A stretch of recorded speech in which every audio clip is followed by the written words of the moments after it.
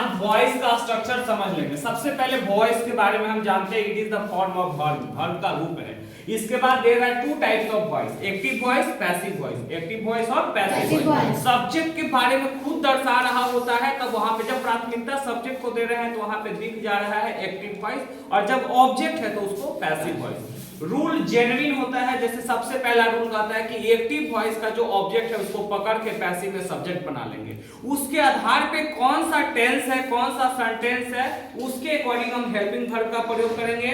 और फिर helping verb के बाद जो स्ट्रक्चर आता है, वर्ब का तीसरा रूप यूज होगा। किस केस में? पैसिव वॉइस के केस में वर्ब का थर्ड फॉर्म यूज होता है। और उसके बाद हम लोग प्रीपोजिशन बाय का प्रयोग करते हैं। कौन सा प्रीपोजिशन? प्रीपोजिशन बाय, ठीक है।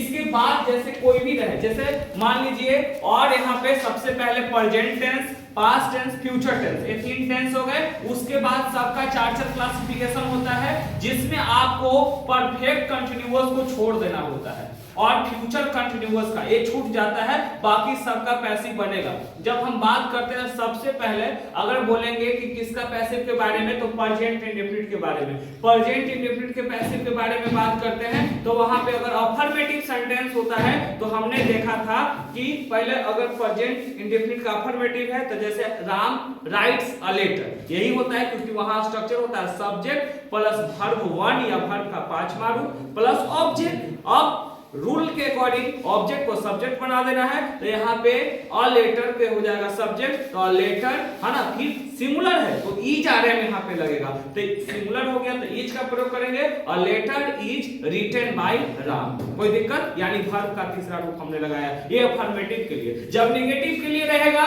तो उसी प्रकार से जो ऑब्जेक्ट था उसको हम सब्जेक्ट के रूप में रिप्रेजेंट करेंगे, फिर is are am plus not, फिर वर्ब का तीसरा रूप bye plus.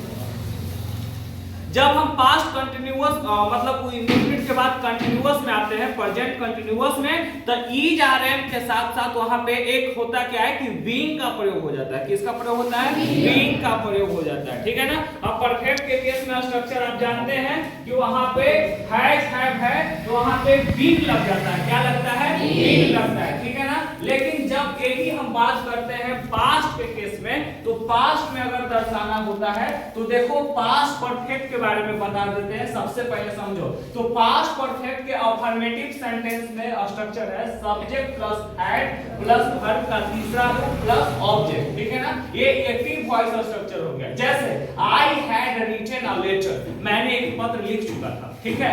I had written a letter, कोई दिक्कत? Then we are going to make passive structure. जब पैसिव स्ट्रक्चर बनाएंगे तो और लेटर जो ऑब्जेक्ट है, इस सब्जेक्ट हो गया तो और लेटर हमने डाल दिया। इसके बाद रूल कहता है हैड का प्रयोग करना, ठीक है ना।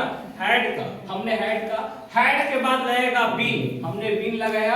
After that verb third form, कौन सा रूप? तीसरा रूप, तो राइट का रिटन हो गया। इसके बाद प्रीपोजिशन बाय, और यहाँ जो सब्जेक्ट होता है वही नॉमिनेटिव केस जो है ऑब्जेक्टिव केस में बदलता है, तो आई का क्या हो गया? मी हो गया। और letter had been written by me,